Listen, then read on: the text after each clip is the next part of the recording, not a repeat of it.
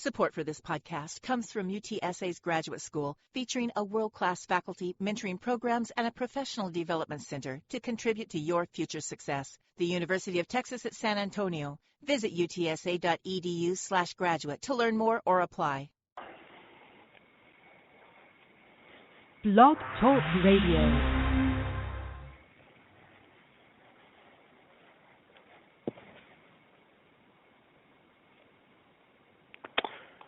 Hello? Are we, Todd, are we having an intro here? Do you hear me? Our intro's playing, but I don't know if anyone's hearing it or us. Well, okay, I'm not hearing the intro. Technical difficulties. I guess we'll kind of ramble on for a second, because I don't know if we're actually on live yet, because it's playing. If you are hearing this, our first show back, live show back in a while. It's our first time back with Blog Talk, and honestly, I don't know if the system's changed and you can hear us or not. I mean... in grand ECW fashion, we fucked up, so, it happens. Well, we only got about 10 seconds till the intro would be done, so if you guys are hearing it... I do hear myself on, so yes, I think people are hearing us because I just clicked on our link. So yes, you are hearing us, and at this point, you realize that Blog Talk's being a bitch. Some things never change, Todd, but anyways, let's... I am Daniel Shine, joined, as always, by Todd Loya, and we welcome you guys to a brand new episode of Horror Society Presents Flesh Wound Radio. We are back, for the first time live in... God, it's been a while, Todd, I guess the first time we're recording live since late July.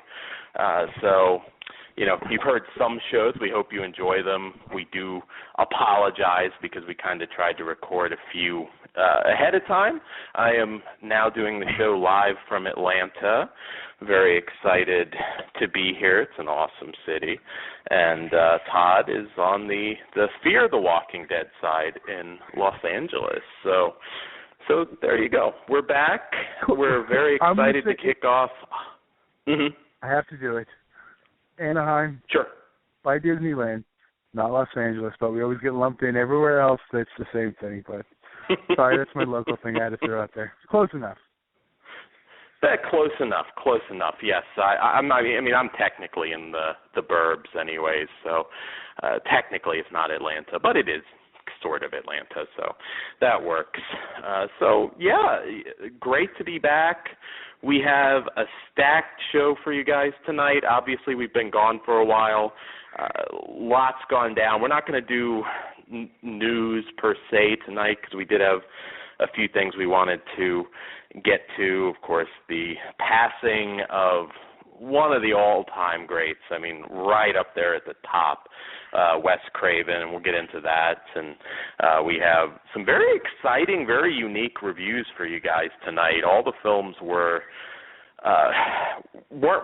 standard, I'll put it that way. A lot of them were very different than what I was expecting, and I'm actually very curious. I haven't even talked to you, Todd, so I don't know what you think of the films tonight, but what have you been up to since we've been on hiatus? A lot of editing, and that's pretty much it. Wrestling and horror, that's what we do. Anything exciting going on with UEW right now? We have a show coming up the 10th. It's going to be a big one. On Halloween, it's our biggest show of the year, Hellbound. But I know the one everyone's talking about is in December is the first. It'll be the first deathmatch tournament.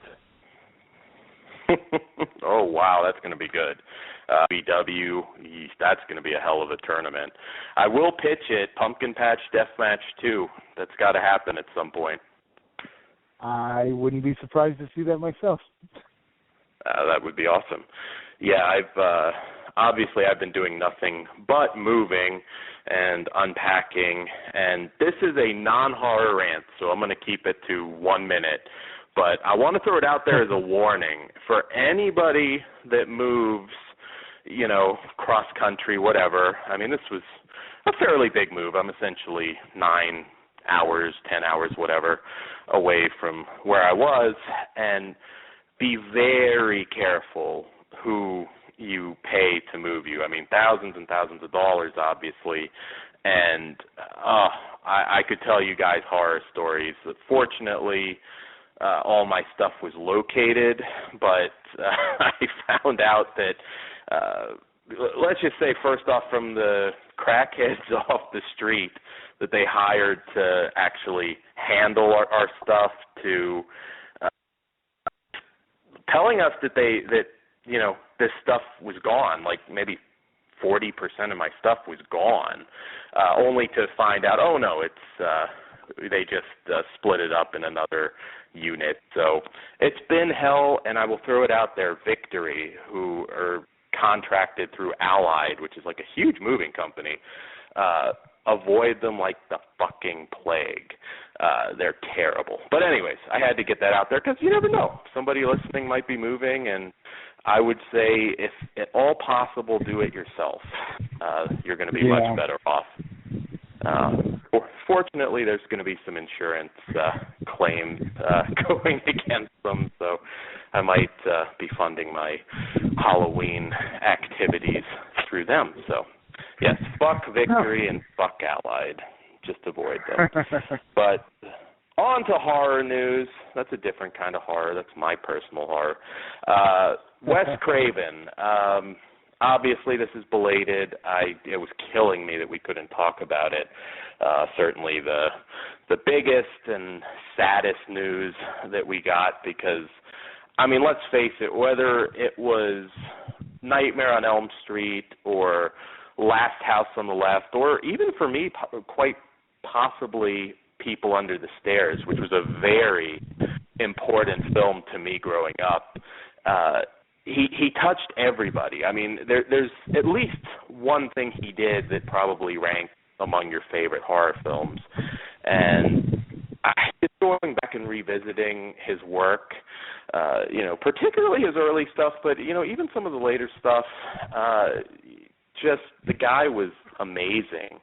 And I'm so grateful to have met him back around 2007 at Toronto Fan Expo. Just a really nice guy, soft-spoken, really great with fans from my experience. Very, very sad. Todd, what was your ultimate Wes Craven movie growing up? Growing up, geez, that's a hard one. I mean, I would probably be the original Nightmare on Elm Street. And I still kind of think that is the definitive. I mean, for me, for everything he kind of did. Although I have a particular soft spot for Last House on the Left being my favorite. Although with that one, I don't think it captures like the spirit of Wes Craven as a director. You know what I mean? Mm-hmm. I would agree with that. And that does remind me. I do have a cheap plug in a little bit, so I completely left out. So. Yeah, I was going to say, I don't know, Last House on the Left, maybe it's rape and torture related. I don't know, maybe. We don't know. But, it was just really sad. I mean, I didn't even realize he was sick. I don't know if that was out there or not, but I think the last time I saw him was a random TMZ appearance not terribly long ago, so it was definitely a surprise and terrible shock. I loved everything back then. I was a big fan of Serpent and the Rainbow. I really thought that was underrated. shocker, not a perfect film by any means, but I thought was very entertaining. Chiller. I mean, just everything that he did was just. I mean, it just all worked for me. Of course, you had the Cursed and some of the later ones that people aren't that fond of, but I have fun with Cursed either way. Well, the unrated version. I saw that. I was just going to say I actually saw that one at a test screening, so I actually got to see it theatrical while it was still in its R form. I never had to sit through the PG-13 version. Oh, wow, that's cool. Yeah, I never thought that one was horrible. I mean, it's certainly not in the vein of his classic films, but really when you look at it from Carpenter to Hooper, there was some stuff they did later. It's not that it was bad. I think it's just people had those grand expectations that they were going to make the next, thing or People Under the Stairs or Texas Chainsaw Massacre, and they didn't get it, so they were automatically disappointed. I actually think in a strange way, Hooper kind of started, I don't want to say started, but his film Crocodile was like one of those first CGI-heavy, goofy creature flicks that, from the late 90s to today now, the trend is only, gathered steam. It's like it won't go away. Well, Wes Craven seems like the only one who never read that route, because, even his last film, I Sold to Take, while not setting the box office on fire, was theatrical. It was, yeah. He never went direct to DVD. He had the TV films early in his career, but he never really did the lower budget stuff. I mean, look, Carpenter, The Ward, that one was actually pretty bad. So quality wise, you could always depend on him. Scream 4 maybe not so much, but he was a legend, and he will be missed. I don't know if you had a chance to watch some of the new Blu-rays. Yes, I did. I did. Was Scream 4 after my Soul to Take? Now my brain's thrown off. Yeah, it was. Yeah. Okay. See, I actually liked Scream 4. I know I was in the minority, it seems like, but. Yeah, I don't know. I just couldn't. I just couldn't get into it. But then again, I never really liked the Scream franchise that much. It took me several years really just to appreciate the first one. But say what you will about it, there are hardcore horror fans that was their first movie. That's coming up on its 20th anniversary now. Next year, as crazy as that sounds, kind of making me feel old. And, you look at something like that, whether you thought it was a great movie or not, it did make a lot of horror fans. So, and it was certainly influential. And he really did. He really defined the horror genre more than once. Nightmare on Elm Street, kind of creating the horror villain as a pop culture icon,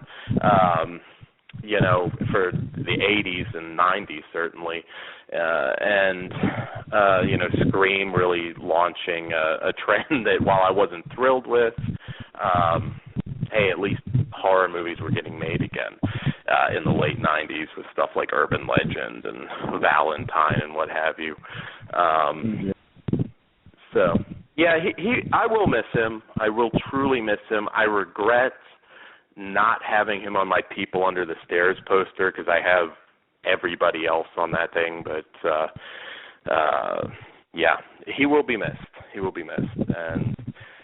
And yeah, I don't think he had anything, unfortunately, in production, though, that we're still waiting on. So, unfortunately, I think that's... Or did he? Well, I don't know. As a producer, he may have. Yeah, well, it was... Oh, geez.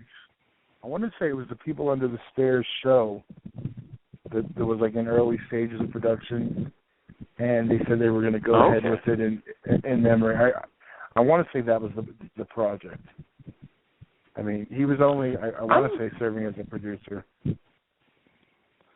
How do you feel that would work as a television series?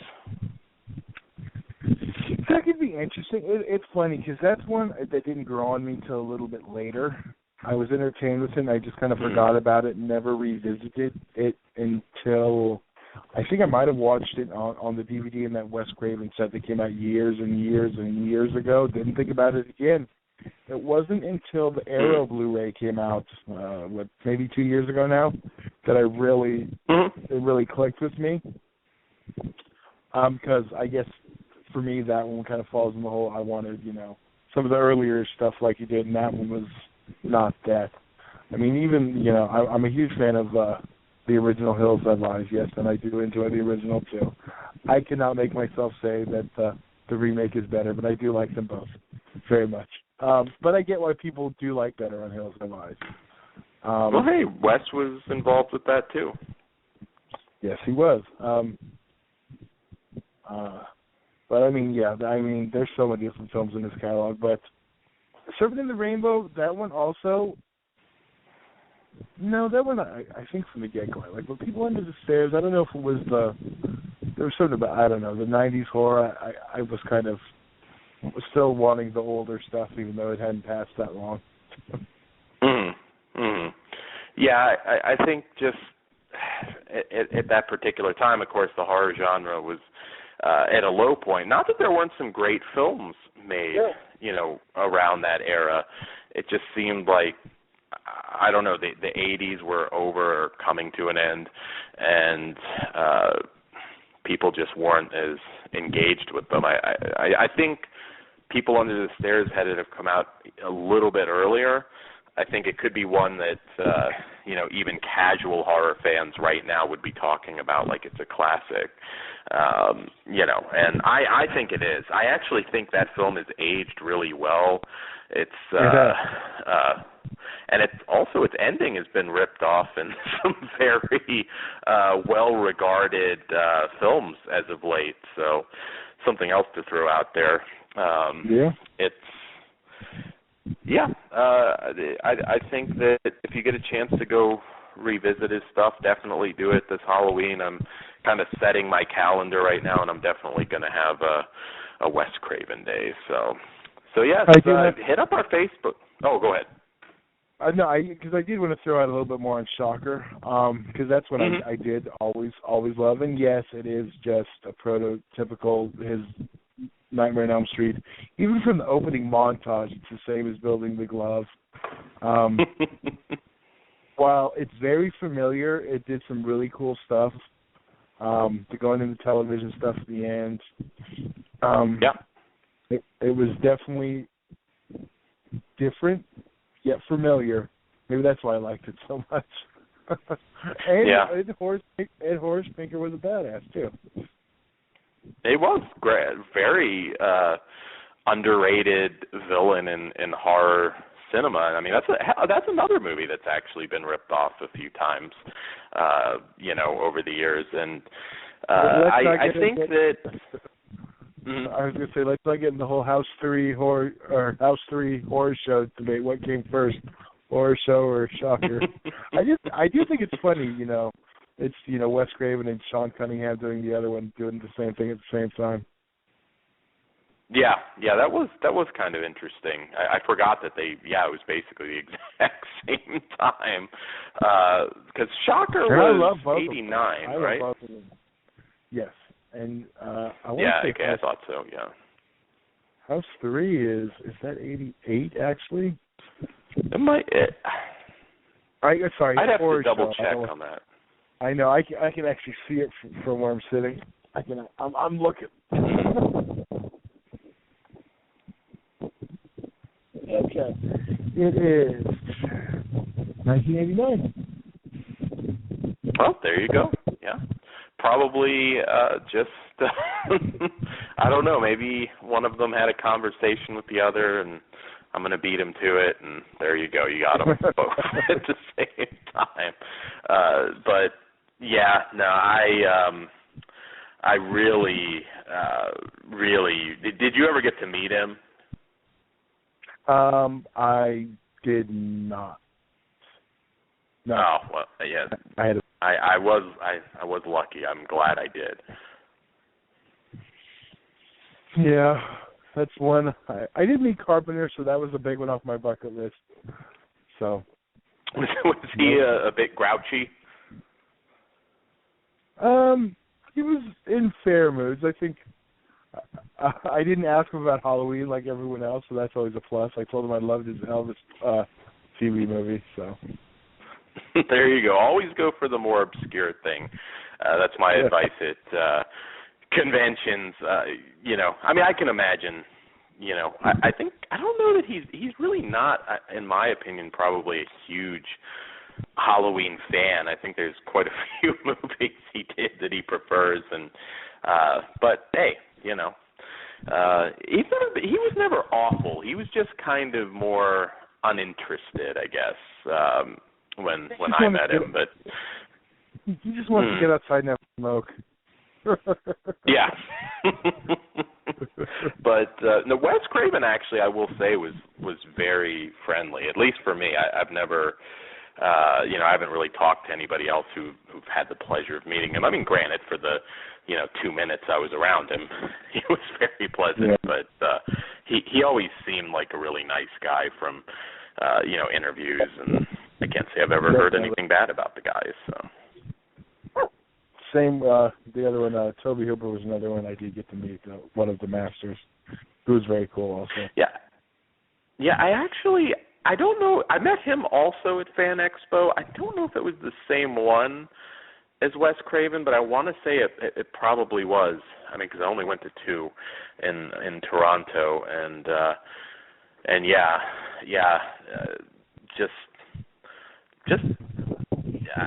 I mean, I feel like I don't have the words to describe what he meant to the horror genre, but anyways, moving on. Like I said, we're not really doing news per se tonight because we do have a fairly significantly stacked show, but I know we had at least 1 or 2 things, and I just wanted to throw out there, and obviously this is only relevant if you're listening live or perhaps within the next day or 2 in the archives. There is a sale right now on several, particularly Kino titles, Redemption, Blu-rays on Amazon. And just to name a few of them right now, Tales of Terror with Vincent Price, that Blu-ray is $12-something. The Erotic Rites of Frankenstein, Jess Franco's Blu-ray, is also $12. Sugar Hill, the blaxploitation zombie flick, is $12. And Dark House of Long Shadows, classic Pete Walker flick with Vincent Price and several other horror stars. That's $12. And I know I'm missing some, but if you go on Blu-ray.com, they should have a lot of them up there. There's quite a few. And also, just of note, because I believe there's still some left I didn't hear about it, so I don't know if you grabbed yours yet. There was a bunch of titles released through Screen Archives from Twilight Time. Scream and Scream Again, Black Widow, Strange Invaders, and I want to say one more. I know Carpenter's Vampires got pushed back till October 16th is the pre-order because they got a better master from Sony. Oh, wow. So that's the one I'm pretty sure is going to sell out. So I will definitely give you a reminder, Dan. So you're saying, just to clarify for our listeners, October 16th is the date you pre-order it, or that's the day it's live? That's for the other one, the pre-orders are live. But for John Carpenter's Vampires, I want to say the date is October 16th. It's 2 weeks from yesterday, so that seems like it would be the 16th. Yeah, well, that one's definitely worth picking up for sure. Because I don't know if it'll sell out as fast as Fright Night, but it will sell out. Well, I want to say Christine's still the record holder. Kind of funny that one's now easily accessible through Sony, but it's also $10.99 on Blu-ray right now. That one was on sale too. I know the hoarders are pissed. And real quick, my cheap plug that I should have headed the show off with, but the Wes Craven reminded me. Tomorrow, October 2nd, at the Underground Arena, Creature Feature Web Show and Flesh Wound Radio presents Creature Theater Double Feature, and for October 2nd, this Friday, we will be celebrating Max Ammo of Urban Discipline's birthday, and we will have a double feature of Wes Craven's Last House on the Left and Dario Argento's Demons. And we will start at 9 p.m., and there will be prizes, giveaways, trivia, and all that fun stuff. And we will be down there. And just in case we have any LA listeners, the Underground Auditorium is located on 926 Sela Avenue, East Los Angeles, California, 90022. You can go to uewrestling.com for the address. You can look up Underground Empire Wrestling on Facebook. You can look up Creature Feature Web Show on Facebook or Flesh Wound. It should be on our Facebook too. It's been posted in the group. So if you don't know about it yet, we're not doing our job. Yeah, bring the kids. Last House on the Left. That'll be interesting. Yeah, I was gonna say, are you doing Last House first, then Demons? Yeah, because it was actually we actually switched it up because originally it was going to be Popcorn and Demons, but we decided that tribute to Wes Craven. Max wanted absolutely, to. Our guest of honor, the birthday guy, picked the features, and that was what we switched out. There you go, awesome. I've never seen Last House on the big screen, so that's certainly something you should get out there and give it a look if you're in the area. Huh? It'll be my first time too. Oh, sweet. Yeah, I did get to see Demons, which that's a particularly awesome movie to see in a theater if you haven't. So yeah, definitely get out there and check that out. And yes, so I guess we'll kick off our reviews for the evening. We have like I said, Todd, I have not talked to you at all about our movies this week. We've both been really busy. So I guess we'll kick it off. What do you say, Todd? You want to hit Green Inferno with me first? Yeah, that's what I was thinking. Other people have given their opinions. Let's jump in with that one. Yeah. It's the freshest in my mind. Okay, awesome. Well, Green Inferno is, of course, the new theatrical horror film from director Eli Roth, although strangely enough, I don't know how wide the release is, because fortunately I'm within 15 minutes of 15 theaters, so fortunately a couple were playing it. And this is essentially his cannibal Holocaust homage. It follows this time a college student who she falls in with this group of protesters who are out to protest development in the Amazon, Peru, I believe, the jungle area down there, and they get on this. They charter this flight to go out and essentially chain themselves to these bulldozers and film what exactly is going on down there. So obviously things don't work out quite as they planned. The plane goes down and they face some pretty terrifying consequences from the natives. One thing I found interesting going in before I had watched the film was the fact that they were making the characters essentially, at least on paper, good people who are, out to do do something good for the world. And, I figured, well, that's actually a pretty good change, make them a little more sympathetic, because let's face it, Cannibal Holocaust is as fucked up as what happened to them was. You really didn't give a shit. I mean, they had it coming, so I liked that idea in theory. I mean, I do like it. I think that was a good move, as far as something to change. The movie, I didn't love it.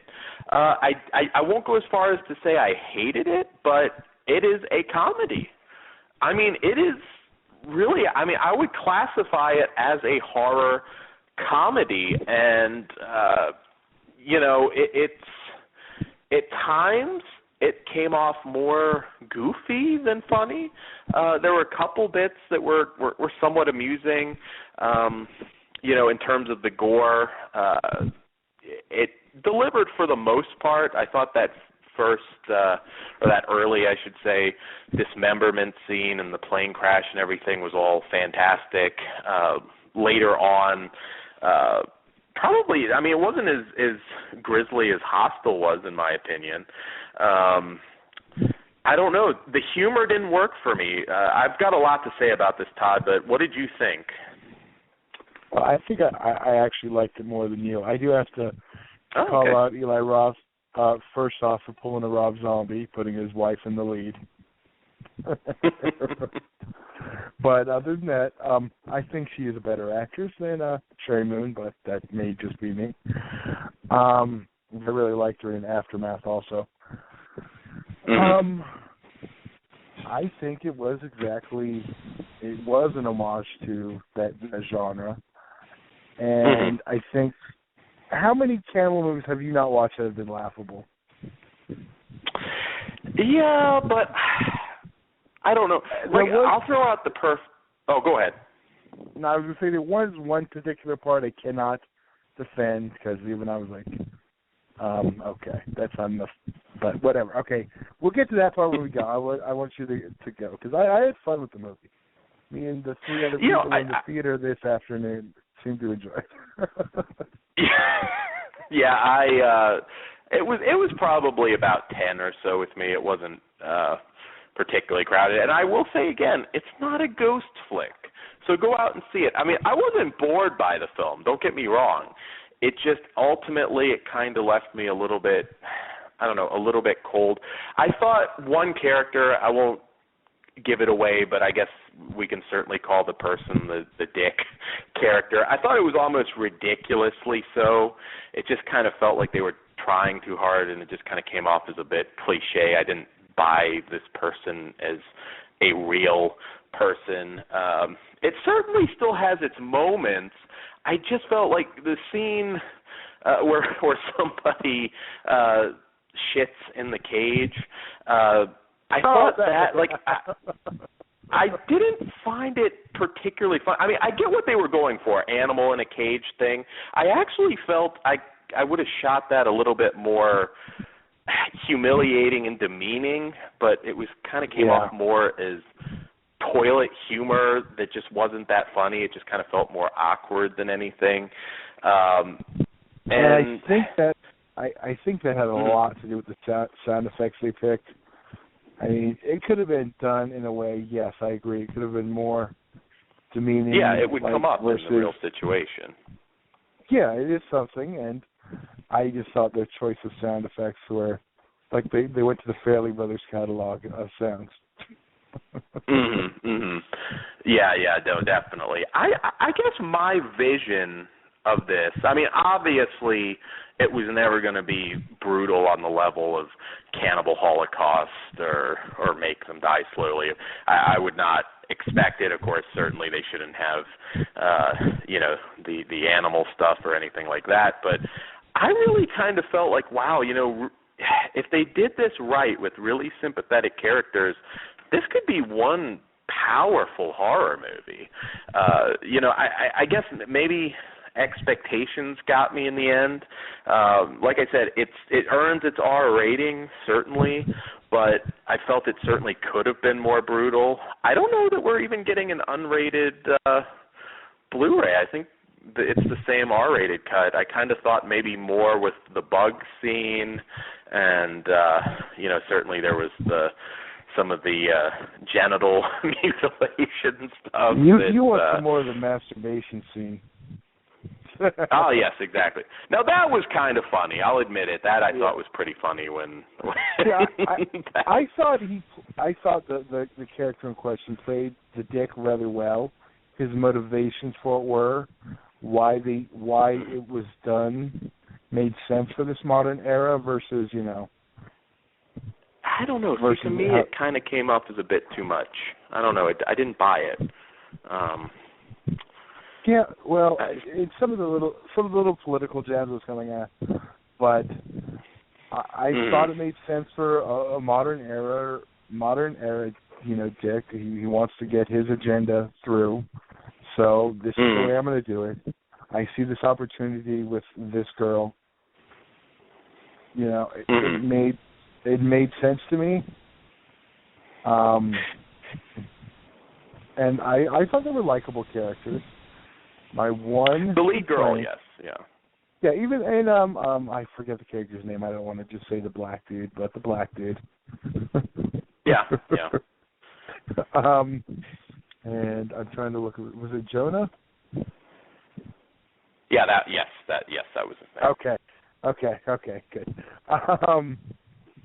Yeah, I did go see it this afternoon, so I should remember character names. I'm bad with character names, to be perfectly honest. Okay. Well, yeah, sometimes I have to take notes on that too, unless it's something I watched a billion times. But yeah, I thought it was exactly what I was wanting. I mean, it is Eli Roth. I know what I'm expecting. His tone. It was actually a little less humorous than I expected from him. Because, you look at, something like Hostel or Cabin Fever. I mean, they set that tone early on. I expected a bit more comedy until we got to the seriousness. But it was kind of different where the tones kind of, the humor comes in and out versus Hostel where the humor's at the beginning and then we get serious. Yeah, It is more sprinkled in versus, the turn format. The one thing I didn't like, and I know I'm going to sound like the old guy, the CGI ants. Oh, no, I fucking hated it, yeah. I was shocked. I was like, really? You could have just threw some ants on this dude? I hated that. And the pot scene, I don't have a problem with the idea, and I'm trying not to be too spoilers here. With it wasn't. I think, and I know earlier there's a throwaway line. Oh, be careful! It's Peruvian. It's really strong stuff. That was such a small bag. That wouldn't have got all the natives. I was going to ask you. I don't indulge in that personally, but for anybody out there that does, I was watching that thinking, like, how the hell was that going to get that many people that fucking blasted? I mean, it's just, I don't know. I kind of thought it was funny at that point. I sort of accepted what I was seeing. This is definitely one I will probably watch this fairly soon after I pick up the Blu-ray again, just to sort of get a fresh perspective on it, because it definitely, just quite frankly, it's not what I would have done. I really would have gone more grueling horror, more sympathetic, people in the situation, which I think is a great move for them to do. I don't know, I never felt that feeling in the pit of my stomach. And of course, I'm coming at it as, an older, slightly older guy. Certainly it's a different feeling than when I first saw Cannibal Holocaust when I was younger. But I never once got that feeling of just dread or just that, in the pit of my stomach. And something like this really should do it. I mean, even something like Hostel, and I know that's a very polarizing flick. When that got brutal, that got brutal. I mean, there were grown men in the theater that looked like they couldn't take it anymore. I mean, you know, from the ankle drill to, you know, the girl getting burned and just all that, the really effective torture stuff that they had in that movie. I didn't see anybody. It was really weird. Granted, a dozen people, including my friend and I, but most people laughed more than anything. I didn't see anybody sort of cringing or, you know, I don't know. I see this as more of a type of film that's going to draw the diehards that have seen a lot. I mean, honestly, this is not a teenage crowd film. It's not a remake of something. As much as, you know, it pains me to say, they only go see familiar stuff. They live their generation on recycled culture, from the music, movies, television, everything. So there's no draw, and I mean that's why original stuff doesn't, you know, seem. This isn't reigniting the cannibal genre. Although, you know, after watching some of the stuff, they said, you know, those cannibal flicks were never really successful outside of, you know, here. They weren't successful in Italy. They were successful elsewhere. I was going to say I'm really interested in how Knock Knock's going to turn out. Now, that comes out the 9th. Is that VOD or is that actual theatrical, I haven't seen anything. I think that's VOD. I mean, it might have, you know, the maybe New York, Toronto sort of thing, but yeah, I mean, I've been a little bit out. I'm just starting to get back in the loop in terms of news and everything, so I'm not 100% sure, but yeah, I mean, like I said again, if nothing else, I could see a lot of people going either way on this one. You know, it's different. Some of the comedic bits worked. You actually beat me to it, but yeah, the CGI bugs, that was just a complete throwaway scene. I was thinking the same thing. I'm like, shit, I mean, surely they could have gotten somebody that was willing to have some bugs poured on them. I mean, I mean, I could do that. I mean, I could sit there and, you know, do that. I don't know if there was some sort of issue with the actor or what, but I was just looking at that. I was thinking, there shouldn't have been any CGI in this movie. He's doing an homage to the cannibal flicks. There shouldn't have been little to any, and certainly not bugs like that. Yeah, I noticed the visual effects credit in the opening, and then there was a shot that I noticed during the plane crash when it was kind of flipping around, and I was like, okay, that's fine. And I thought that was going to be it. I honestly thought when they were spreading that green stuff on the guy, it was going to be something flammable. Like something, you know, that burns, something. I thought they were going to set him on fire versus what happened to him. I do have, I can't even call it a spoiler because it's really, I mean, they just don't say one way or another, but what was your impression, because again, I saw it in the theater, so I can't really like go back and see if I missed something. What were they doing with the lead girl? Were they trying to marry her off or sacrifice her? I was trying to figure that out because they didn't really make it particularly clear. What I got from it is they were going to do what they talked about in the opening, the genital mutation. They were prepping her for it. Cut off her clit and sew it up. That's why they said they don't think she'd survive it at her age. Because they were all very, very receptive.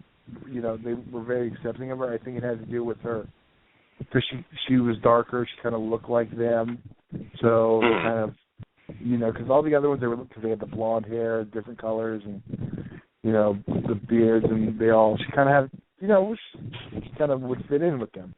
So I think that was the thing with that.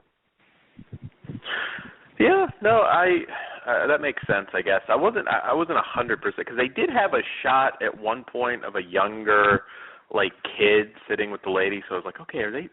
I don't know. It seemed like, are they going to marry her off, or, you know, I don't know. I kind of figured what would have saved the others. I mean, obviously they weren't virgins, but I guess it kind of makes sense now. But yeah, I mean that's my interpretation of it, and I did really quick look up. Yes, you're right. October 9th, Knock Knock is on VOD. Then Eli Roth presents The Stranger. Doesn't that come out next week? I know he didn't direct that. Yeah, October 6th, which is going to kick my wallet in the balls. I know. There's a lot. Tremors 5, that's what I'm looking forward to probably the most. Oh, God, but Tremors 5, the Hammer Horror Collection, a lot, like you said, The Stranger, Last Shift, Gravy, Children of the Night, We Are Still Here, a lot of new stuff and old stuff. It's just a very stacked. Luckily, a lot of the new stuff is like $10. Yeah, that is true. Yeah, there are a couple that aren't expensive, but I was looking at that, I'm like, God damn. Some stuff, fortunately, in October got bumped, like Mutilator and a few others got bumped, and normally I'm not happy about that, but October is looking pretty brutal. I mean, Mosquito's coming out. I can't wait for that. The Brood, Blu-ray. We've got the Tales from the Crypt stuff. I did get Manos early. I know that's one everyone can't wait on. Yes. I haven't picked it up yet. I'm fortunate out here that there's some I can not worry about pre-ordering because I can actually go into a store and buy some of those out here. There's more fan-friendly stores than just your typical Walmart, Best Buy. But yes, I mean, getting back to Green Inferno, I don't know. I guess it wasn't brutal enough. There's a lot of things. I was expecting. I was kind of expecting, quite frankly, some more, sexual assault type stuff. They seem to be hinting at that. I was kind of surprised they didn't go that route, but. I look at something like the I Spit on Your Grave remake, which was just about every bit as brutal as the original. And I don't know. I guess I was really expecting this one to be unusually extreme, and it really wasn't. Although I could see, like you said, some of these, kids that have come up on, Paranormal Activity being the scariest thing they've ever seen. I could see some of them going to this and being potentially more deeply affected than we were. As it is, the humor was just hit and miss for me, and I just wasn't a huge fan of the tone. The actors were all good. I didn't have an issue with that. I thought the one guy, I don't know, just not the actor, but just the way his character was written, it just kind of came off as a little silly to me. I just didn't buy some of it. But, hey, some people might. I kind of get what they were going for. It just wasn't all successful. So, God, I got to give this one a 2.5. I just can't go higher for, just the relaunch of the cannibal genre.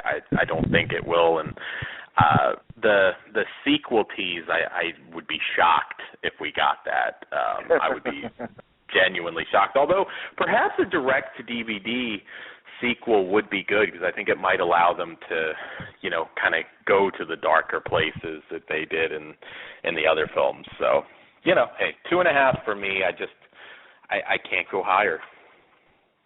I am slightly higher. I'm 3.5. I enjoyed it. I had fun with it. You said you want to watch it again when the DVD or Blu-ray comes out. I'm looking forward to revisiting this on home video. So it's one I do want to see again to see. Was I wrong? Because I know this one is getting a lot of negative press. I know a lot of it was because it wasn't as, the scariest thing and brutalest thing, and some of the complaints was like,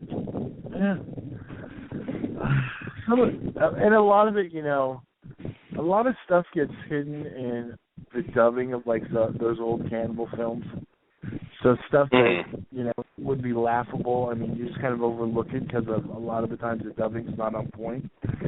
And, well, that kind of leads us into something else. I think I know where we need to go now. But, yeah, I don't know. Because, dubbing makes a difference on a lot of those.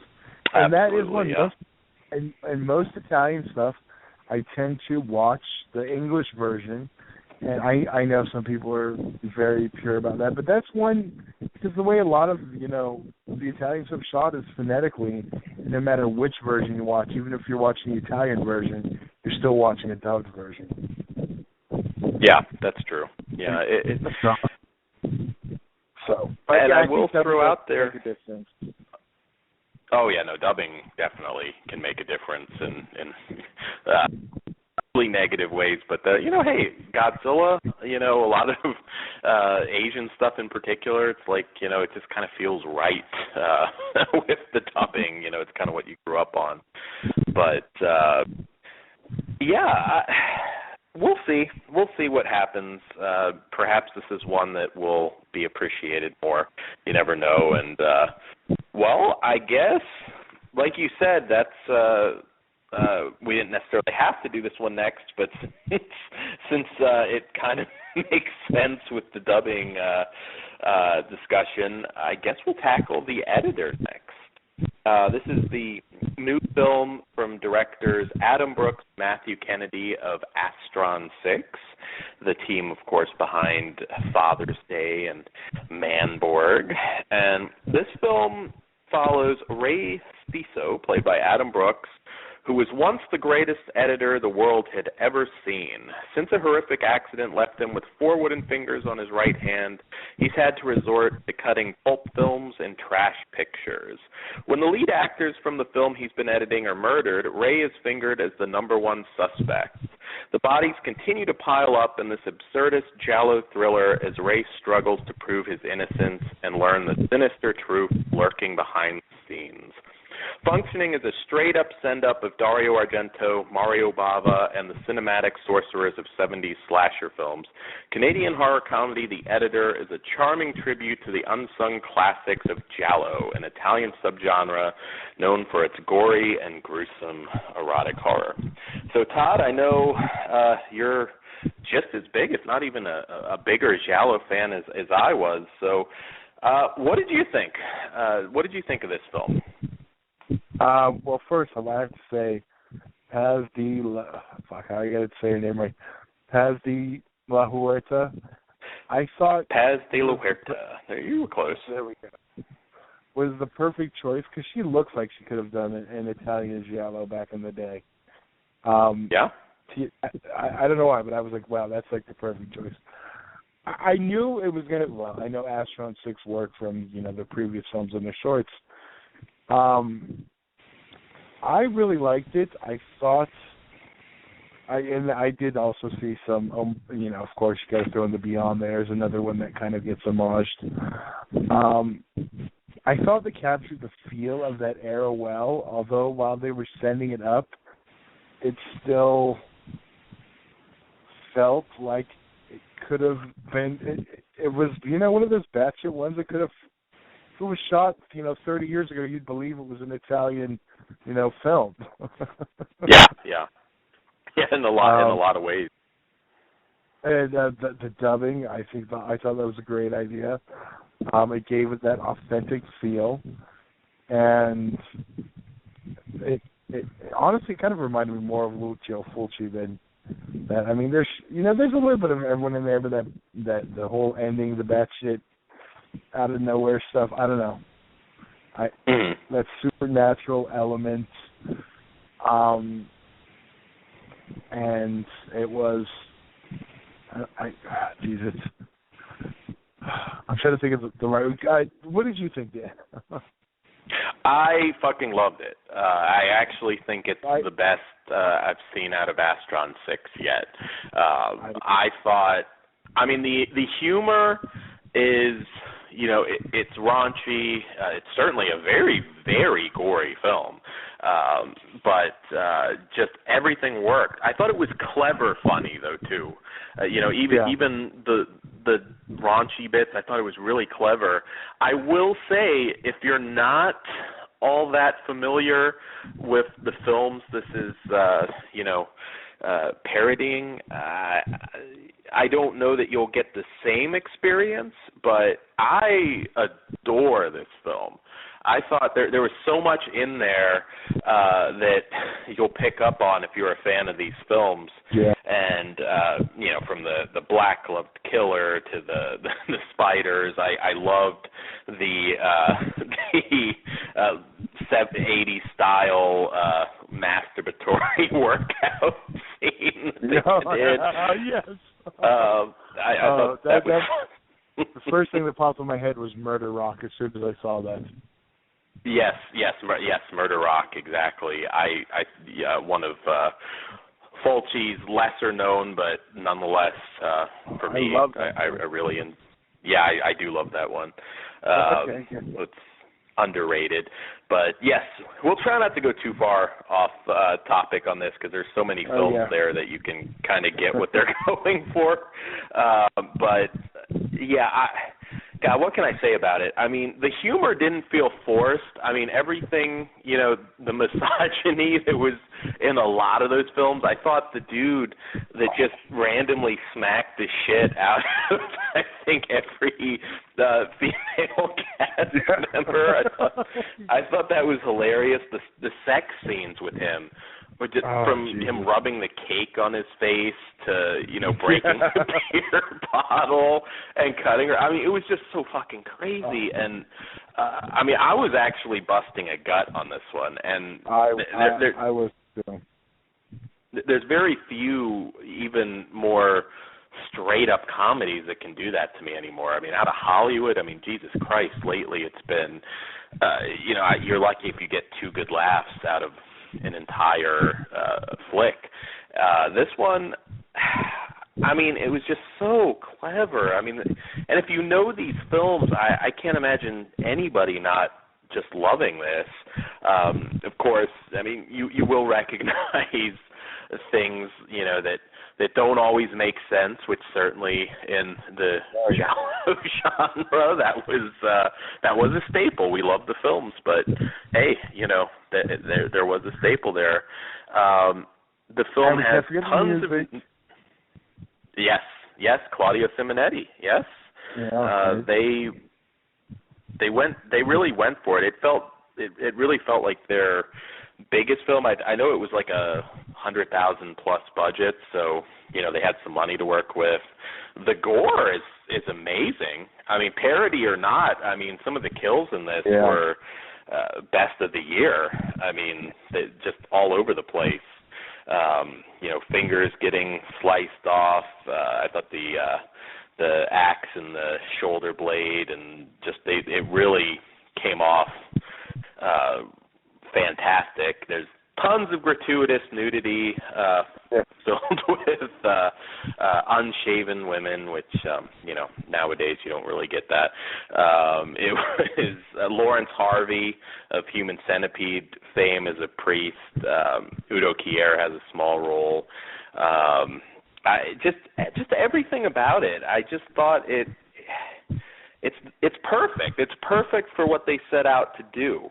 And again, I will say, unless you're very familiar with these films, a lot might go over your head. You may not enjoy it as much, but I feel there's enough here that even if you're not fully aware what they're, you know, sending up, you will still enjoy it. Like I said, the kills, just some of the random humor, the bizarre sort of homoerotic shower moment. There was just a lot that kind of came out of nowhere.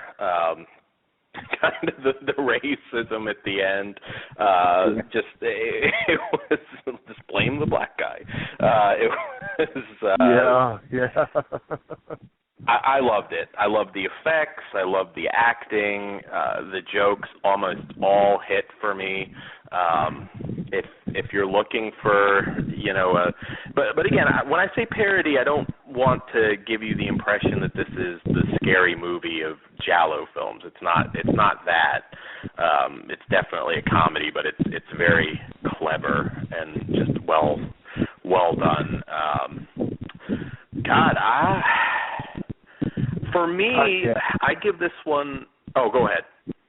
No, I was going to say the misogyny alone. I mean, the restaurant scene when he goes and slaps her. He's like, I had to pause it. I had rewind because I was just laughing my ass off. There's another good. Yeah, he hit her like twice, I think. Yeah. Yeah, he's like. I think my favorite line is like, "What are we supposed to do? Slap each other?" I know. That was fine. There's actually a really good deleted scene too when he's going to try to get information from the nurse. He's like, she's like, yeah. we can't give out the information. And he's like, well, would it matter if I'm an inspector? And she no. Would it matter if I smacked you? And I was like, damn. That was fucking funny. I was like, I kind of wish they would have left that in. Yeah, it was. I mean, I could see a lot of people watching that kind of not getting what they're doing, but even then it was just, God, it was so funny. For me, this one's a 5. I mean, I think they set out to do exactly what they wanted to do, and it was hilarious. The effects worked. The acting was fantastic. I just can't. Again, I will say it's not necessarily going to be a 5 for all of you unless you are somewhat familiar with this, but even then I could see you really, really enjoying it. And I don't see too many people, at least not vaguely familiar with, at least Fulci and some of those films picking this up anyways. So, yeah. And Paz de la Huerta, I loved her on Boardwalk Empire. I know she's had some sort of TMZ moments over the years. Even The Nurse, which was a very flawed film, but I thought she was really good in that. And, she kind of comes through on the nudity here, too. So there you go. Another reason to see it. So what do you say, Todd? No, I'm with you. It's definitely a 5 for me also. My only thing is... Awesome. If you haven't seen the films, I think there's enough humor in there, like you said, to get you through. And I also, how do I say this? Going in, I kind of knew, the tone of, how Astron 6 kind of functions, so I was really looking forward to it. And they were sending up one of, if not my favorite genre. And that can go really, really bad if you don't. It doesn't deliver. And I try to avoid going into stuff with high expectations. I did, and they delivered. I can't wait to see what they do next. For them, it might be dangerous if they actually do a straight film. I mean, it could be something really epic. I'm not asking them for that because I do enjoy their humor. So. Mm-hmm. I don't know. Sometimes it's good to stick with what you know, but it's hard to decide. Yeah, because I'd like to see their serious take on this Giallo. That could be fun. Yeah. Well, I think they're fantastic filmmakers. So if you haven't, had a chance to see their stuff yet, they're by no means just low budget. Tits and gore guys. They're like I said, this is just fantastic, just written superb, acted superb. I was looking at it again, and my reasoning, I couldn't not give this a 5. Just because some people may not be familiar with what they're doing. So. Like I said, if certain things don't make sense in the movie, that's intentional. So, check this one out. I highly, highly recommend it. I mean, it's getting some good, good press, but I don't know if it's even necessarily getting enough, because I really do think it's a fantastic film. So check it out. And, well, Todd, what do you say? Do you want to do the music break now or do one more film? It's up to you. I have a bad feeling that's not going to work. No music break? I'm going to give it a shot. I was going to actually message you about that because our intro wasn't going. Well, okay. I'm not going to say what song it is because I don't want to get everyone excited and then we don't have it. Let's see if we have a song for tonight. I don't know what's going on with Blog Talk. So we'll either be back in about 4 minutes or we'll be talking in about 10 seconds. Yes. Ooh, there we go. Doctor. There we go. West Raven. We'll be back in 4 minutes.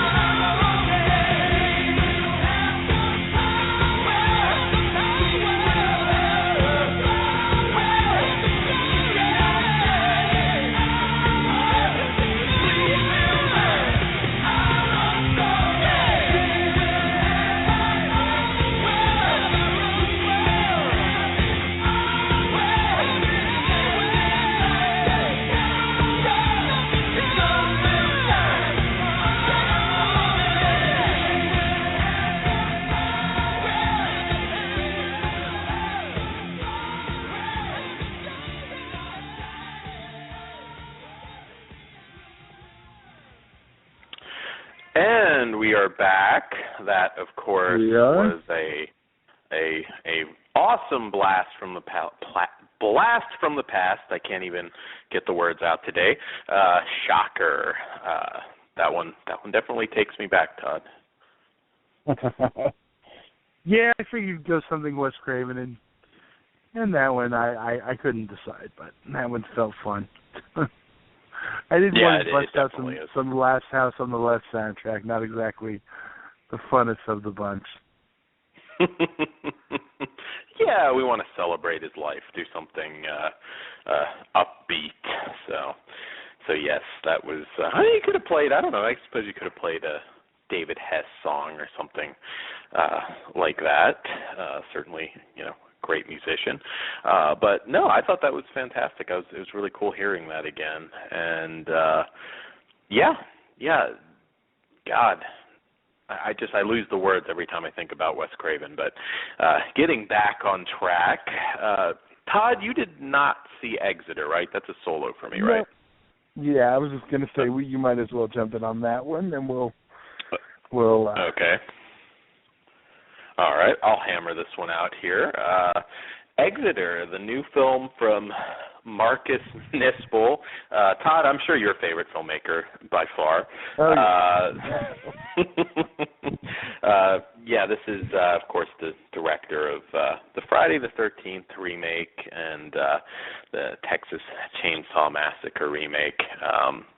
But hey, he did like Pathfinder. He has some talent. Give credit where credit's due.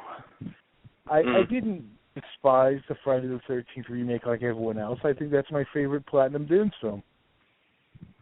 Oh, there you go. That might be like saying that's your favorite STD, but hey. I agree with that point. I was trying to give him props on that. I mean, throw the guy in the hockey mask out in the kill. I mean, it's herpes, but I don't have AIDS. There you go. I won't say which film I call that one, but we'll keep going. There you go. I can guess. But anyways, Exeter is his new film.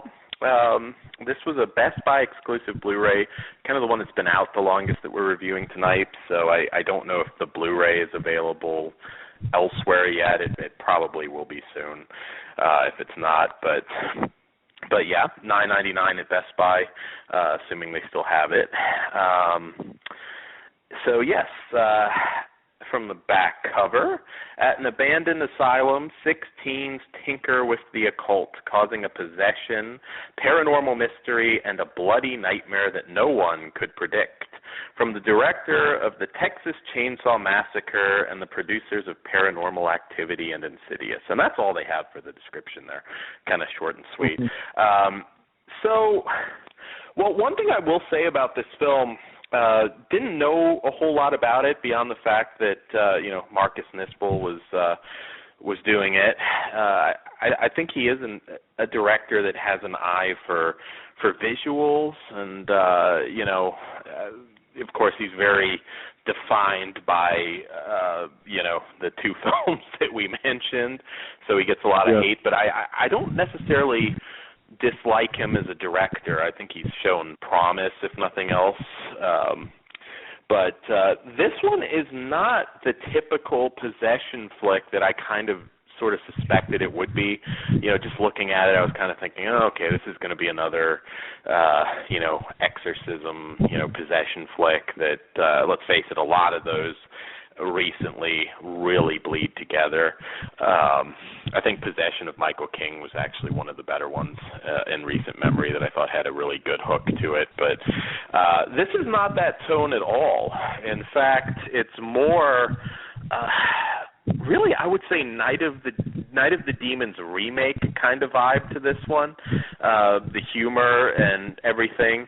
It's kind of a sort of a supernatural slasher comedy almost than anything else. It doesn't go, full on comedy by any means, but that's really kind of how it felt.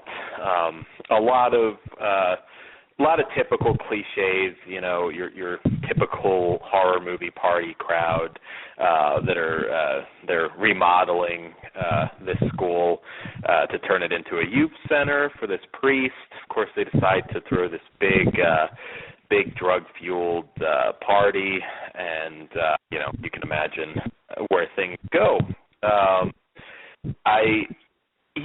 It's stupid, but it's fun. It's not a great movie, but it wasn't at all what I was expecting it to be. I actually was kind of glad that this wasn't just another exorcism type flick. It's never boring. It's never scary. The movie's not scary at all. So if you're looking for that, you might want to run in the other direction. There's not a single moment of dread or terror, but it was kind of okay, and it's very lively. A lot of kind of college frat boy type humor.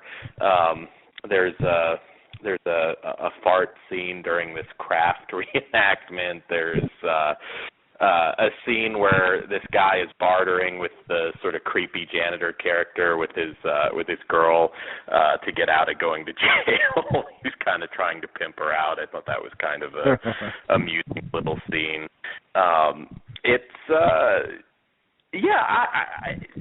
It made me laugh. It is dumb. Not everybody's going to like this. The do-it-yourself exorcism computer program thing that comes into play at one point. You might be rolling your eyes. You might kind of like it. It just kind of depends, what kind of horror fan you are. The finale I thought was very lively. It delivered on some pretty cool kills. Faith getting sliced in half, and there was some cool, sort of stabbing moments. And you had Stephen Lang as the priest, always welcomed in horror movies lately. Been popping up more and more, actually. It's funny, kind of post-Avatar. I mean, playing the villain in the highest-grossing movie ever. And he's doing, Monkey's Paw, Exeter. He's turned up in a lot. If you go in knowing what this is, I think you'll like it for a rental. It's a cheap Blu-ray, though, at the same time, so $10. You may decide you want to add it to your collection. I give this one a 3. I can't really go further.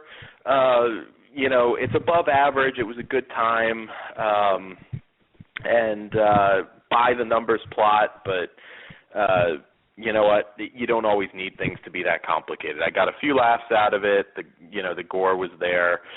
Just don't expect a scary supernatural exorcism / ghost flick, because that's not what you're going to get. So yes, 3 stars. Check it out for a rental. So moving on to our next film for the evening. Let's see. I guess we can do kind of equally anticipated, I think. So I guess we'll do our let's do our indie. Well, they're both indies, I suppose, but Call Girl of Cthulhu from director Chris LaMartina. This is a film actually that the trailer's been out there for a while. It's one that I believe, if memory serves me, started off as like a Kickstarter campaign. It was. I was I think so. So it's something that I've been looking forward to for a while, because the director is actually responsible for some very entertaining, lower budget horror flicks like President's Day, which I liked quite a bit, and Witch's Brew. He seems to be one of those, small, micro budget, although, I think the budgets are increasing, indie guys out there that does a really good job with not a lot of money. Baltimore-based, actually. A couple people in here that I'm familiar with. George Stover, of course, is awesome. But from the back cover, Carter Wilcox is a struggling artist who's been saving his virginity for someone special. When he meets the enchanting escorts Riley Watley, he believes he's found the one. Unfortunately, she's also someone special to an ancient cult that believes she's chosen to be the bride of its alien god Cthulhu. Forced to mate with the tentacled deity, Riley becomes a vessel for the spawn that will destroy mankind. Now Carter and his noise musician roommate Erica Zahn must battle the sinister cult and unimaginable creatures to save Riley and the rest of humanity. Will they save the world or surrender to the slimy grip of the great old ones? So, Todd, what did you think? This one's been a long time coming, and surprisingly enough, we got a Blu-ray from Camp Motion Pictures. I was kind of surprised about that, too. I ended up having fun with this one, too. It was, to me, it had a very traumatic feel, trauma, you know. Mm-hmm. It was, you know, nudity over the top, the H.P. Lovecraft, well, that's not really traumatic, but I'm saying, I mean, all that kind of mixed together, it was like an H.P. Lovecraft trauma film almost is what it felt like to me, kind of like, you know, Shakespeare trauma, Romeo and Juliet. It kind of had that feel, but you got into the story, and I thought it was really well done. I can't remember what their Kickstarter budget was on it, but it was still tremendously low. And it looked really good too. I should mention that. I mean, it was obviously, for a low budget film. I want to say that I wish I remembered what their Kickstarter was for, how much it was for. I know it's in the special features because they have all the Kickstarter videos. But yeah, I'm looking forward to this one too. I mean, it has the lurid title, so you're automatically interested in it. And yeah, I thought it was fun. Yeah, they did that better than another movie we're familiar with, though, The Execution. But I would say higher end trauma. It's one that I could have seen if they put out. It would be mentioned among the Romeo and Juliets or Poultrygeist or Terra Firma. Outside, of course, the big franchises. I really liked it. I mean, the thing with a lot of really low budget, not that this one was ridiculously low budget or anything, but a lot of films in that budget range, you'll get the crazy ass gimmick, to kind of draw people in, but it just doesn't. When there comes a time to be serious, because like you said, this one, as ridiculous as it is sometimes with the humor, it still had a pretty good storyline. You followed it. You were connected to the characters. At least I was. I thought the leads were very likable. Shout out to Nicolette LaFay, who played his roommate. She was DB of the Chainsaw Sally show, very talented indie actress. That was really great to see her in this one. And, while being clever, another homage flick. Like I said, tonight, kind of an interesting mix of films. They do justice to H.P. Lovecraft. I felt like I was still watching a really good H.P. Lovecraft adaptation with just a lot of gratuitous nudity, some mutant cocks, and some mutant cyber titties. I mean, hey, you can still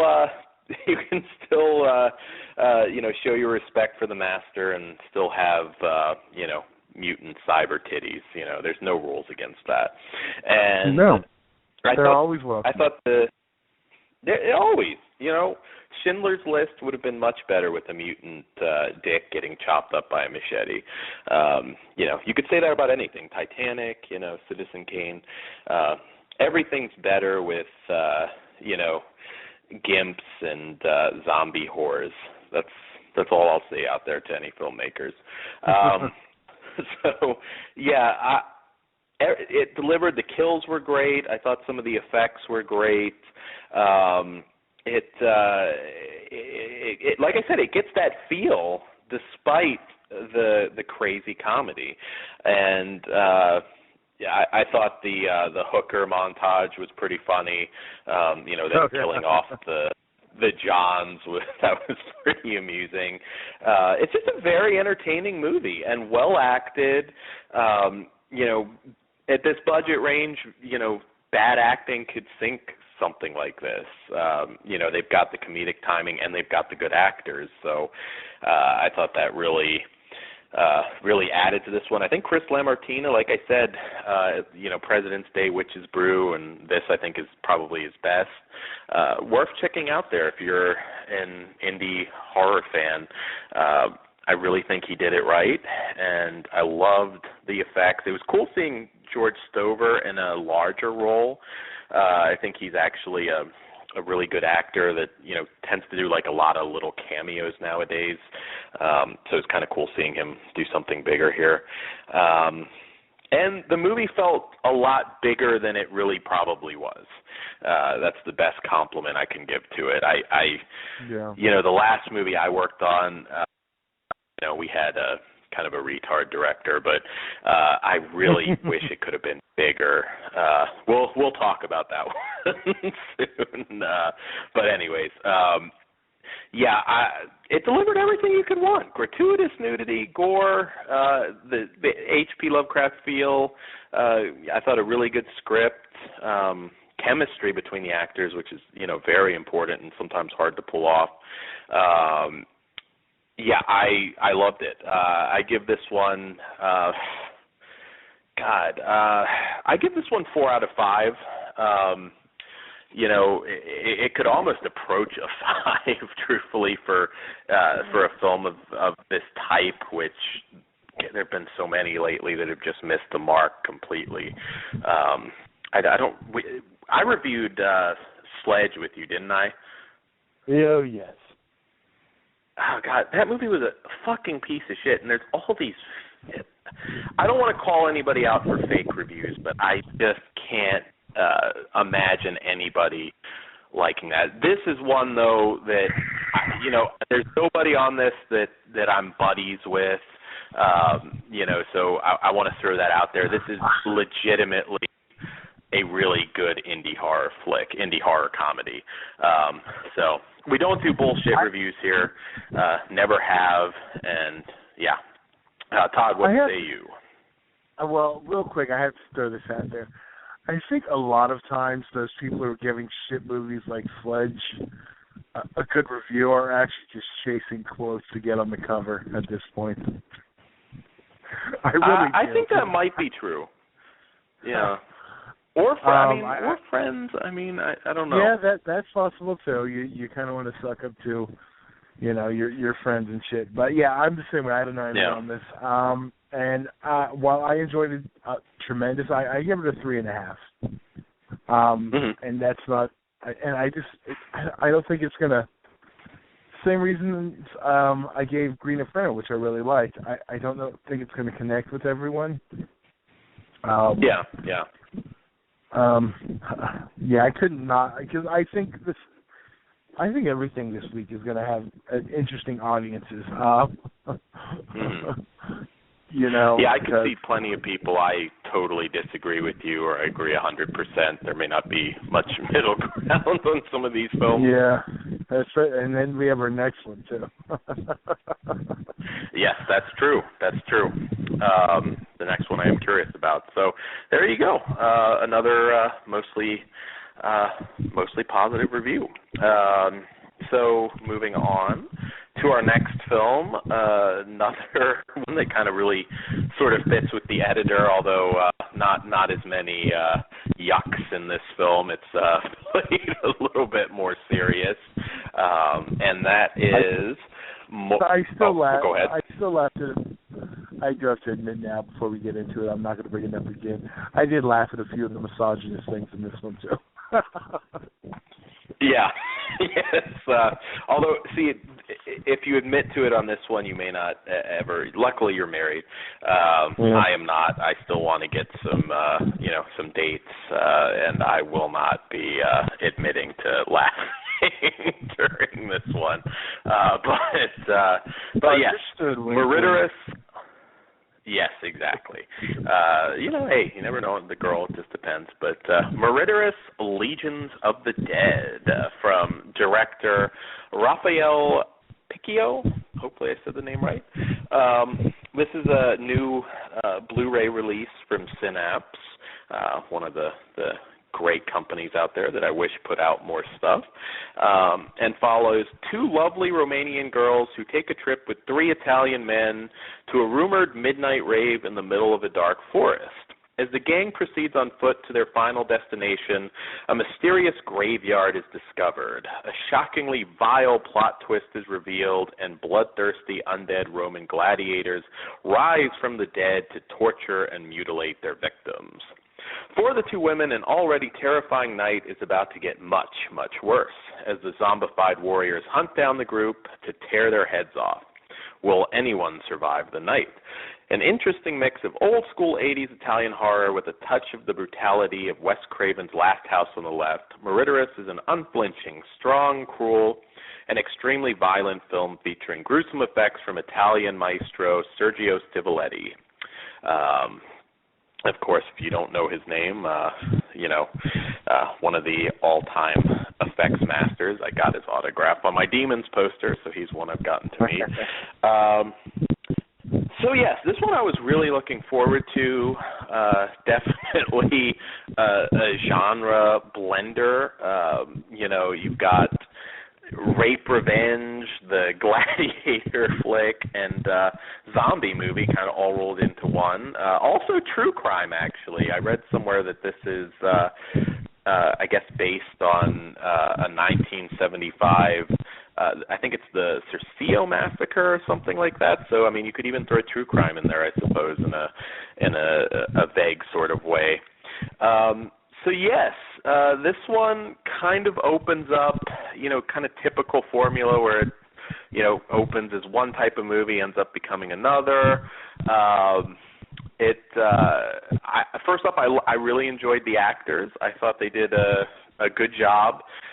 I thought the lead girls, obviously, they go through quite a bit. Needless to say, we can throw out a warning there, which we do with these types of flicks. There is some fairly graphic sexual assault scenes. Some of them are a bit over the top. At the same time, there is a mouse involved at one point. But we're throwing it out there. If that sort of thing upsets you, you may want to stay clear of this one. When they get into you could almost review it as two separate movies. I thought it flowed pretty well as a sort of rape revenge type movie, but at the same time, I hesitate to call it a rape revenge movie because they end up kind of having to, no spoiler alert here because it's in the description, fight these undead gladiators. Leading up to that point, I thought it was working pretty good. It's strange in a weird sort of way, although I thought the idea was cool. There's some fantastic makeup effects and gore in this as well. Very rare that we get to see Italian horror nowadays. I mean, you look over the last 20 plus years and they're very few and far between. But I kind of almost felt as though I would have liked this to have just been a rape revenge type flick.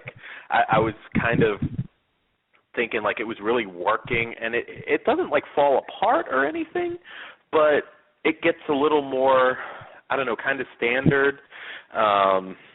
And I will random complaint, the 8mm that they film at the beginning, I don't know who the fuck was filming that. That's never explained. Doesn't matter too much, but just a bit of a side rant. But this is another one I have more to say. But Todd, what did you think? I actually agree 100% on this, but it is a known fact I do enjoy the rape revenge genre. I don't know if enjoy is the right word, but, whatever. They're effective. I mean, I do. By the end of those movies, you're really gunning to see the revenge. So, and you don't really get that here.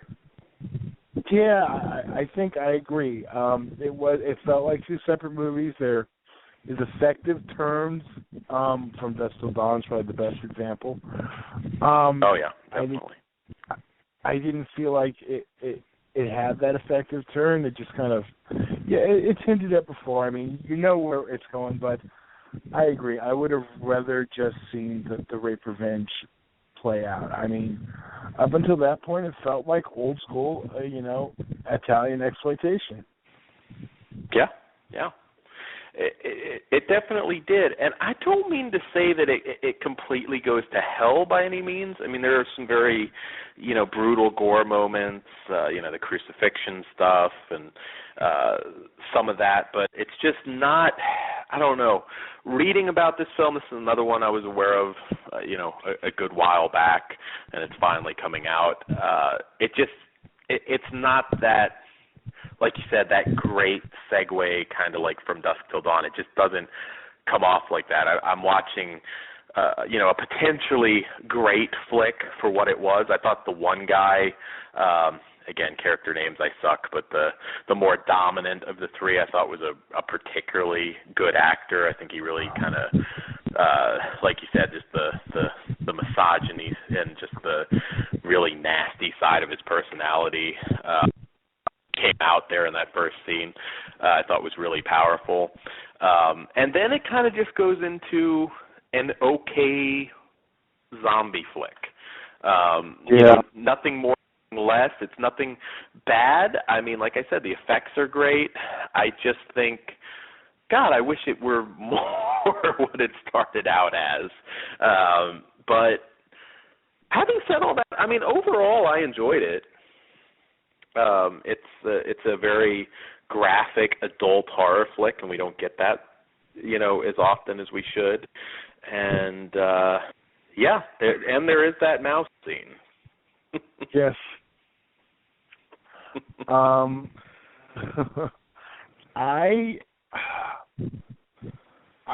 It's weird because I would have given it, we haven't set our numbers yet. I mean, I would give it a higher number if it would have played out in that genre. I mean, It's hard because I liked it, I enjoyed it. I'll probably check it out again. Yeah. It's just,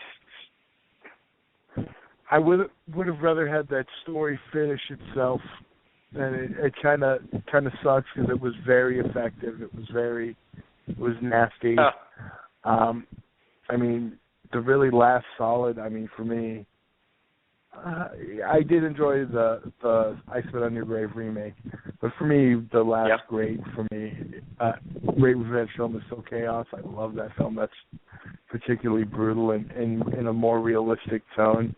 I think I Spit on Your Grave, it gets a little too sawish in points. Oh yeah, no, the I Spit on Your, I mean the Last House on the Left remake was I realized the microwave, and I kind of liked the cast. I mean, Ben Foster was great. It just towards the end that one just kind of lost me. It was so hard. And see, here's what my thing. I know we're kind of doing a little slide rape revenge thing now. Here's my thing. It's hard to replace David Hess. So that one had something negative going in already. Yeah. But it had just been done with Chaos. There's no arguing that is a Last House remake. No arguing it is. It's an unauthorized one. But yet David Gage. Wait, yes, David Gage. I'm saying his name right? Yes. Okay.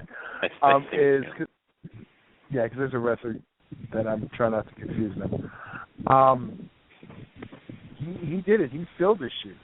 He more than filled his shoes. Well, I don't want to say more than filled his shoes. He, was super effective in that role. And I didn't feel that from that crew in the remake. And you robbed us of the whole point of the story. It's not a fucking... What would you do if they raped and let your daughter live? It's what would they do if they raped, murdered your daughter, shut up at your house? That always exactly. about that.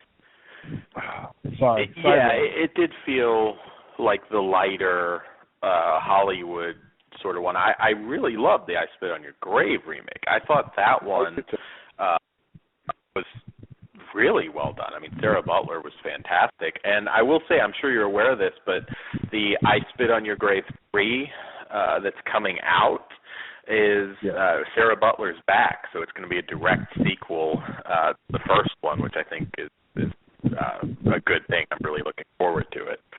I see. Is there another one with Camille Keaton coming out too? Or seeing this one? Well, you're not referring to what was it, Savage Vengeance or something? I think it was put out. You're talking about the new one. Yeah, I thought she was involved in another one. I didn't know if it was a second project, because I know it was the original director talking again, but I don't know what happened with that. Yeah, I don't know. I've heard that in the past, and again, I've been, last couple months have been pretty crazy, so I certainly could have missed something. But yeah, I mean, it's just such a very effective, if done right, idea.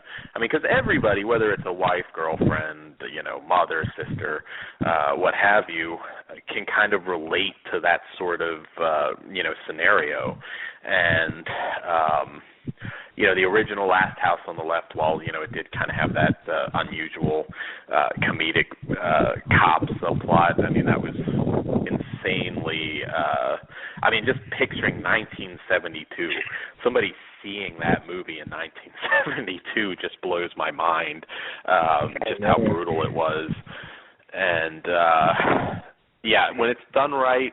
Ooh, God, is it effective? And this was doing it right, but like I said, by becoming something different, it just didn't quite blow me away. I mean, I give it 3 stars because it still kind of held me throughout, and there's a lot of things you could almost do with it in a strange sort of way. I'd like to see. I mean, they could certainly do maybe a cool movie based on these undead gladiators. I mean, they kind of give you a brief kind of overview of them and, the animated sequence and whatnot. But, God damn it, I just would have liked to have seen it unfold more, I don't know, maybe 5 or 10 more minutes of what it was, and I don't know, just different ways I would have gone about it, but it's one of these ones I'm criticizing a lot, but I still, I kind of liked it. Like you, I'd probably revisit it. So 3 out of 5 for me. Yeah, I'm the same way. Actually, exactly, I have 3 written down. And if it would have played out the other way, who knows where it would have went.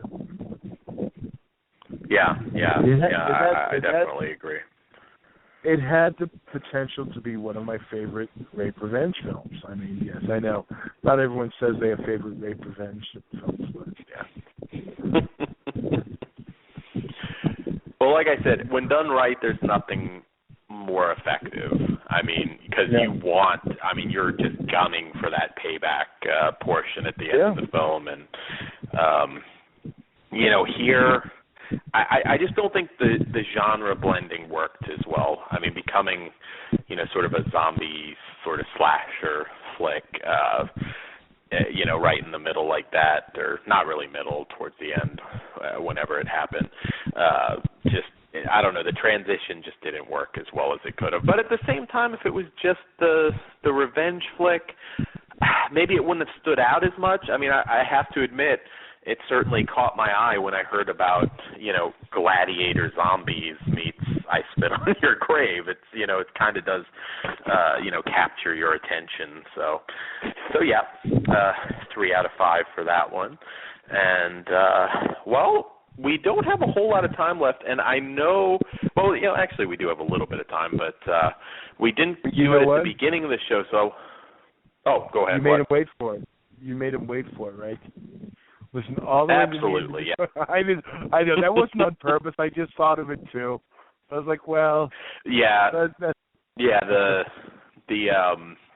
The brief technical difficulties, I think, threw me off, but luckily I remembered. We were going to announce it on our Flesh Wound page anyways, which, again, as always, join our Flesh Wound Radio Facebook page, and I did want to throw it out there. It's in the description, but we are now available on Stitcher as well as iTunes.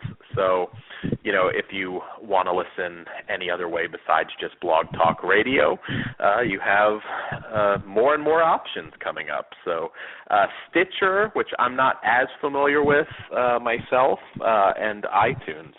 You can listen to us. You can listen to the Calling Hours with Mike and all the other great Horror Society programming. And we've got a lot of cool stuff coming up for you guys through Halloween season, including a Blu-ray giveaway next week.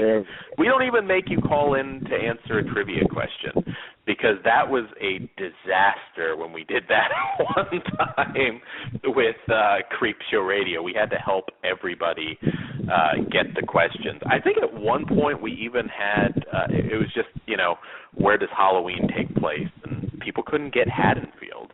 And actually, a friend of mine is actually... yeah, it was so weird too, but they couldn't place it for some weird reason, because the person that called in was actually, ironically, an indie filmmaker, and just for some reason couldn't come up with the name. But yes, next week we're going to be giving away and reviewing Vinegar Syndrome's new Blu-ray release of Nightmare Weekend. So wait. You can listen. Don't forget. Oh, go ahead. Limited edition. Oh yes, it is limited edition. I didn't realize that. So you're going to be getting a Blu-ray that might be worth a little bit of money at some point. In fact, not might, it will. And it is a film, not to spoil our review. I have not watched the new Blu-ray, but I am a fan of it. It's a pretty crazy slice of 80s lunacy, and I am a fan of it. I know you are as well, Todd. I think, I don't know, all your VHS orders, I think I still have the Vestron tape. I believe it's Vestron. Oh well, yeah. I actually think you're right. I don't have VHS anymore, but I did have that. I have a few. And I'm 90% sure it was Vestron. But yes, I'm sure. Could have been Lightning Video. So it could have been Lightning Video, which is still a sub. Clicks with me more for some reason on that one, but I could be wrong because I can't check. Either way, it's Lightning was a subgenre of Vestron. So yes, I don't know. Vestron's in my head, my mental image, but yes, we will be giving that away. You just call in, listen to the show, call in. We may have some more giveaways through October, so definitely tune in. A lot of exciting stuff. I'm a little bit disappointed. The 8 Films to Die For, it's not screening near the Atlanta area last I checked. I don't know if they're going to announce more, but if I'm able to get to that, of course we'll have some reviews for those. You can go back and listen to the Calling Hours, though. They had every single filmmaker, I believe, from the 8 Films to Die For, which is a very promising slate of films this time, I must say. And you can also listen to that in the archives of Blog Talk Radio, or like I said again, now iTunes and Stitcher. So lots of different ways to listen to Horror Society and Flesh Wound Radio. Trying to think, Todd, did I miss anything that we were supposed to tackle? Not that I can think of. Okay. Well, next week, next show, I can. Oh, go ahead. I don't know. You might have been going there right now. Go ahead. Sorry. Oh, I was just going to say, next week I know we'll probably have a lot of new reviews because, like I said, Tuesday is ridiculously stacked. I don't know what we'll be tackling yet, but Last Shift, we are still here. I can imagine we'll probably do those. Those are very cheap right now. as Todd said, there's a lot out on the 6th, but some of the prices aren't too bad. Burnt Offerings is actually another one of the Blu-rays that's coming out, retro Blu-rays from Kino, and that, I believe, was on sale. I don't know if it was $12, but I think it might have been like $13 or $14, so not bad. I managed to get that one early. Yeah, that and the oblong box. They actually started out cheap, which was unusual. Because, I mean, say what you will about Kino, they are putting out a lot of very desirable titles. The editions certainly aren't as stacked as you might like, but they are putting out a lot. And I'm looking forward to catching up on Penny Dreadful. Season 2 comes out on Blu-ray next week, and that's just something I couldn't kind of. Oh, you're behind? Yeah, and I have to ask you, did you have you started Scream Queens yet? I did not. I'm hoping. I've only missed one, right? Because I was trying to DVR everything as soon as I got my TV hooked up, and I was like, God, I know I'm missing some premiere, and then I'm like, fuck, Scream Queens. I'm hoping I can get the premiere on demand or replay. Do you have any info on that? I wanted. Direct. Do you still have DirecTV? Oh yes. Okay. They don't do Fox replays. I don't think Fox is an on-demand channel for Fox. I want to say there's not. Maybe there is now. I want to say there's been 3 episodes because last week was the season premiere. Shit. Well, and there was 2 episodes that first week, and then there was one just a couple days ago. Okay. So I know. I'm going to say this, and you hate this. I want to say you can watch them on Fox.com. If not, I'm pretty sure you can. I'm looking actually right now. You can. Oh Jesus. Buy HD free. You can watch episode. Wait, it says you can watch episode 1 for free on. Actually, yeah. You can watch episode 1 for free on Amazon. You have to buy HD free, but they only have a season pass. So if you miss this week's episode, you kind of. Oh no, you can buy episode 2 for $1.99 also. Okay, I might try and catch. I mean, what's your basic impressions on that so far? I know I haven't started. I haven't started it yet either. That's the problem. I missed the first one, and actually, if you have to go the Amazon route, the first 2 episodes, it's pilot / Hell Week. It's 2 episodes in one, the 90-minute pilot basically. That's free. So essentially, I've missed 2 episodes in a nutshell. Okay. Yes. I was going to say 3 sounded like a bit much. And because they played 2 the first night. So if you it costs you $2 to catch up through Amazon if you had to go that route. Okay. That's not too bad. And I can watch that, of course, on my TV. I'll have to do that. Like I said, I'm really looking forward. Of course, we've got Walking Dead coming back. And I know we advertised this, the Fear the Walking Dead talk. We did not? Okay. You edited it out of the description.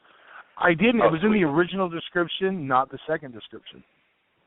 Okay, cool. Well, if for some reason the original description was posted anywhere else, we apologize. But Todd is catching up on it, so we kind of figured, being that we're going to have the season finale coming up, we're just going to kind of give our takes on the whole show. I know there are a lot of people right now complaining about certain things. Some of it's valid, some of it's not, in my view. And we'll kind of get into that. It's not a show that's really, though, spoiler heavy, to be perfectly honest, right now, because you're kind of just getting to know the characters, so it's not like, fortunately, I don't think you have to worry about, oh shit, I'm going to find out this person died or any of that. But I don't even know anyone's names really at this point. Yeah, they mean nothing to us. Fuck them. It doesn't matter. Yeah. But no. Yes. People are kind of, I mean, it's sort of the prequel curse because right now it's still in prequel mode. It won't be in prequel mode at some point, though, because, obviously kind of where it's going and these characters are just catching up. But I like it, but I see some criticisms being valid, and I do think perhaps this finale is going to be a bit more lively. But I like the acting. I like some of the characters. You're still meeting a lot of them. The last episode, I thought you met one of the more interesting characters. So once Todd catches up, we'll get into more specifics next week. So we'll do it. A series overview since it is the finale.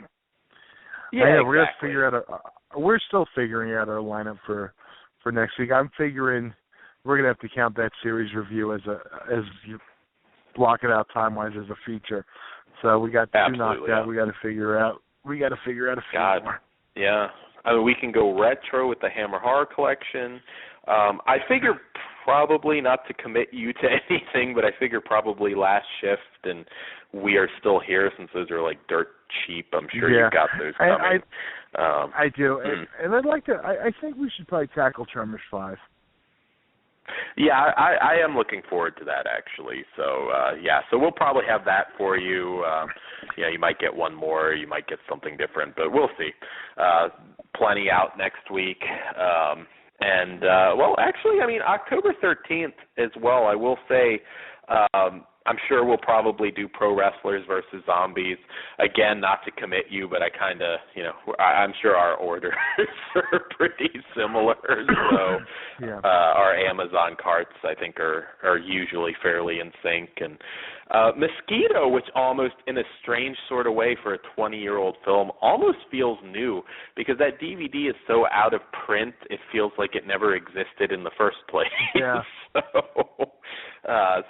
That one I'm definitely probably one of the more anticipated Blu-rays. What has it been, like the dawn of Blu-ray that was supposed to come out and get a re-release? Mm-hmm. Yeah, it did come out. I remember it. It did. But like I said, that one has been. Yeah. God, that DVD, I mean, that's been out of print and ridiculous. I mean, you don't even really see it pop up much anymore. At least I don't. That'll be cool. Maybe you will start now, though. That's the thing. Like, you got somebody that's like holding on to it, considering selling it. And now it's like, fuck. Like you said, Christine. Right now, there's somebody logging on to Blu-ray.com looking at that $10.99 Christine Blu-ray that's got the extra, thinking, God, this is now an expensive paperweight. So yes, we've got lots of.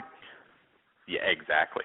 Lots of great stuff coming up through October. I'll also share my thoughts. I don't have an exact date yet, but I am going to Netherworld, the big haunted attraction here in the Atlanta area. So I'll share my thoughts on that. You got any sort of Halloween-themed activities planned, Todd? I'm kind of playing it by ear this year.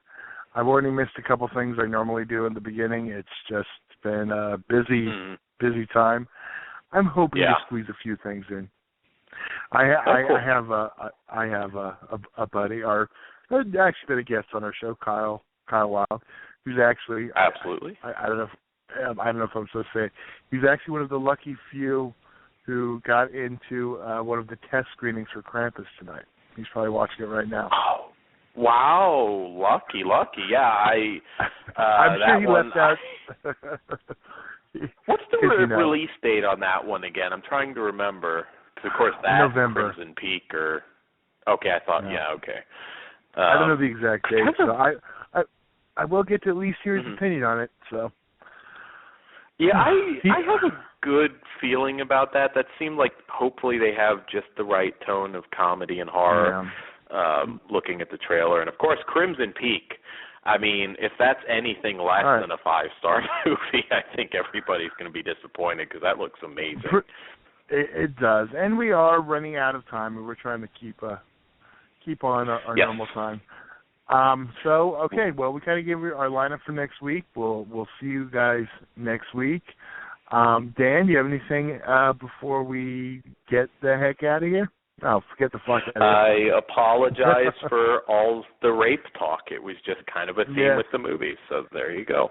No rape next week, just zombies and good old-fashioned frights. I don't know. You never know what those graboids will do. And also, sorry for our technical difficulties. They don't call them ass blasters for nothing. It's true. Sorry for our technical difficulties tonight. And hopefully we're still getting our groove back. We've had a couple months off of live shows. That's true. That's true. I'm going to try to play us an outro. I can't guarantee it's going to work because the board's been weird. So it's not. If not, hey, it's over. You've heard it before.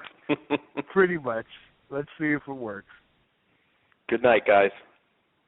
It doesn't. Well, here we go. Good night. Good night.